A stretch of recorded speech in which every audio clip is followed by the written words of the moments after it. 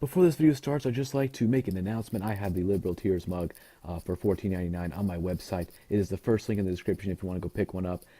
Don't worry if it breaks when it comes to your house. I'll send you another one for free out of my pocket. I don't care. I want you to get your Liberal Tear mug.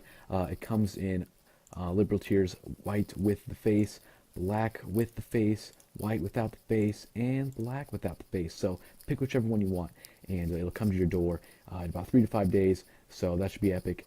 First link in the description. Thank you. Let's go on with the video. Good morning, Mr. Johnson.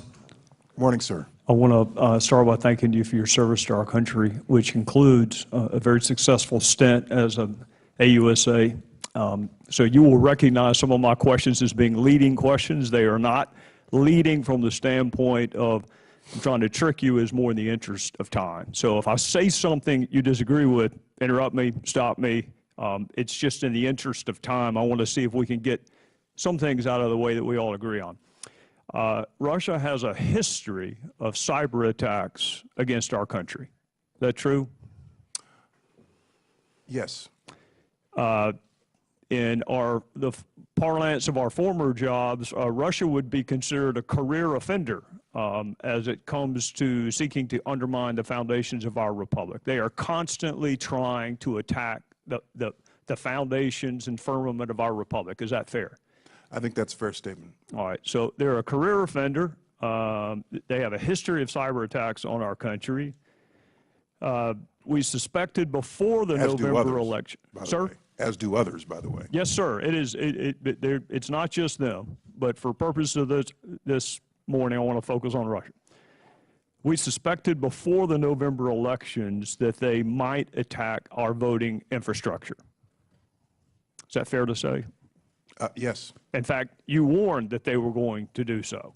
I was very concerned that they would do so, which is why I kept issuing all these public statements. Yes, sir. All right. At the time you separated from service in January of 2017, you have seen no evidence that the Russians were successful at changing voter tallies or voter totals. Correct. At the time you separated from service in January of 2017, had you seen any evidence that Donald Trump or any member of his campaign colluded, conspired, or coordinated with the Russians or anyone else to infiltrate or impact our voter infrastructure? Not beyond what has been out there open source, and not beyond anything that I'm sure this committee has already seen and heard before directly from the intelligence community. So the only thing I'd have on that is derivative of what the intelligence community has and the law enforcement community. Speaking of the intelligence community, it strikes me that most of the information currently available was available in the fall of 2016. Most of the intelligence products that are relied upon to form certain assessments, that underlying data was available in 2016, some of it before the election. I'm not in a position to agree or disagree with that because I don't have access anymore to intelligence over the last 5 months. Well, looking at this a different way, before the election in November of 2016, you had already seen evidence of Russian efforts to impact our election. In fact, you testified they had a preference for a candidate, they were aggressive, and I think you used the phrase plain and simple. Yes, but with respect to efforts to hack into the DNC and other political organizations, yes, very clearly. All right. Correct. Well, this is, I guess, what I'm getting at. They're a career offender when it comes to attacking the foundations of our republic.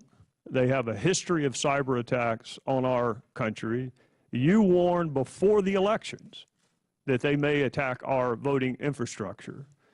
After the election, President Obama took steps to target Russia, and you took steps to consider our voting apparatus to be critical infrastructure. Given what we knew before the election, what more could we have done and should we have done? We weren't surprised that Russia was doing this to us. They always do it to us. So what more could we have done, should we have done before the election? Well, hindsight is brilliant. Hindsight is 20/20. I'll preface my answer by saying I think it was unprecedented, the scale and the scope of what we saw them doing.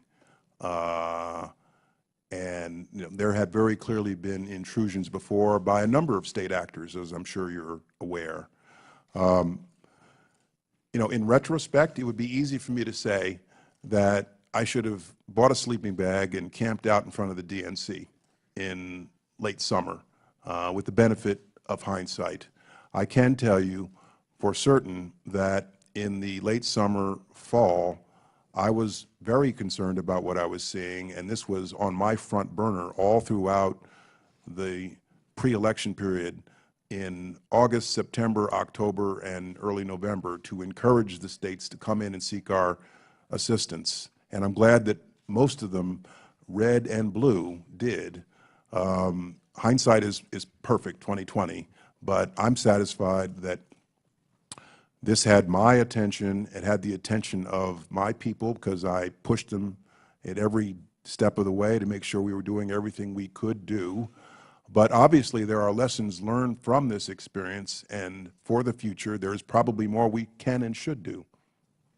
For the states, if I remember correctly, you had a conference call or otherwise communicated with the states to offer them your assistance prior to the election. Correct. And if I remember your testimony correctly, their response vacillated between neutral and opposed.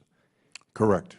Well, it was to the issue of designating them as critical infrastructure. Okay. Correct. Do you know, without naming the states, whether any of the states most vocally opposed to that designation were in fact impacted by Russian efforts?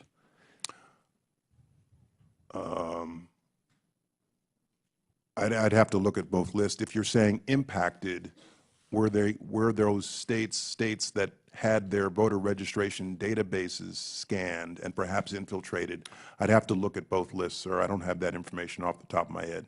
Yeah, what I'm wondering is if any of the states most vocal in rejecting your help actually needed it the most. Well, again, they didn't reject our help.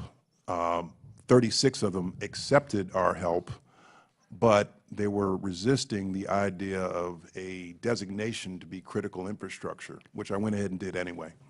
What would that designation have done in November or in October? What would that designation have accomplished had you done it in the fall of 2016 instead of January?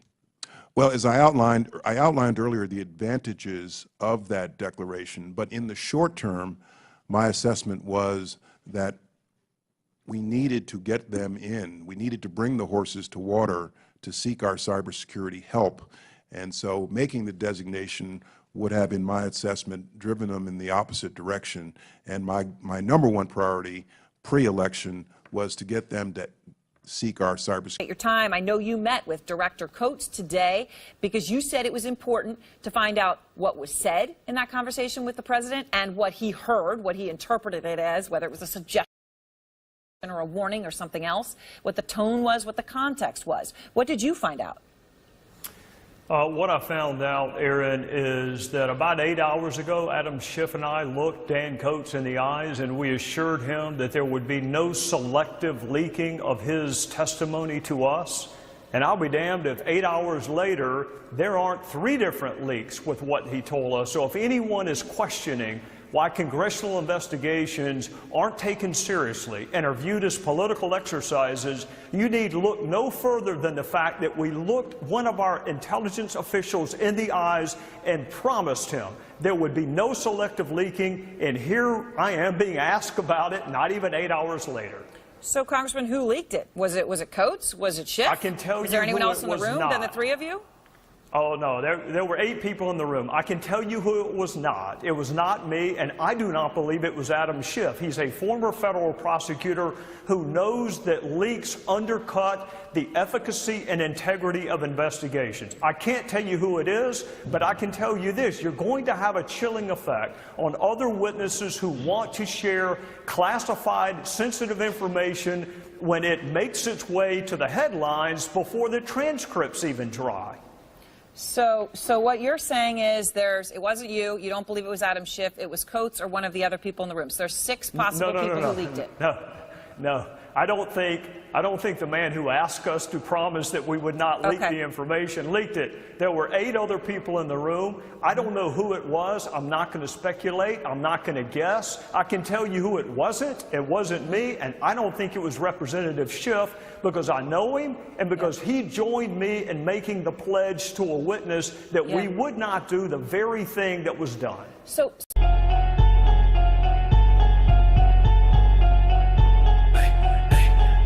tell me what you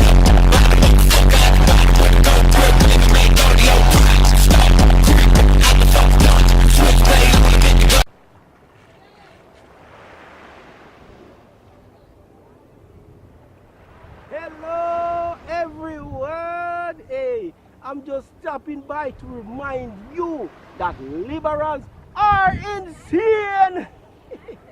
Social justice warriors are becoming more violent and triggered than ever before.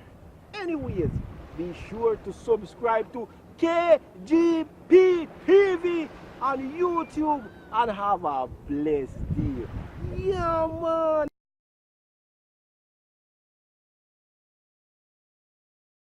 Let's go on with the video. Good morning, Mr. Johnson. Morning, sir. I want to start by thanking you for your service to our country, which includes a very successful stint as an AUSA. So you will recognize some of my questions as being leading questions. They are not leading from the standpoint of I'm trying to trick you, is more in the interest of time. So if I say something you disagree with, interrupt me, stop me. It's just in the interest of time. I want to see if we can get some things out of the way that we all agree. Before this video starts, I'd just like to make an announcement. I have the Liberal Tears mug for $14.99 on my website. It is the first link in the description if you want to go pick one up. Don't worry if it breaks when it comes to your house. I'll send you another one for free out of my pocket. I don't care. I want you to get your Liberal Tear mug. It comes in Liberal Tears white with the face, black with the face, white without the face, and black without the face. So pick whichever one you want, and it'll come to your door in about 3 to 5 days. So that should be epic. First link in the description. Thank you. Russia has a history of cyber attacks against our country. Is that true? Yes. In the parlance of our former jobs, Russia would be considered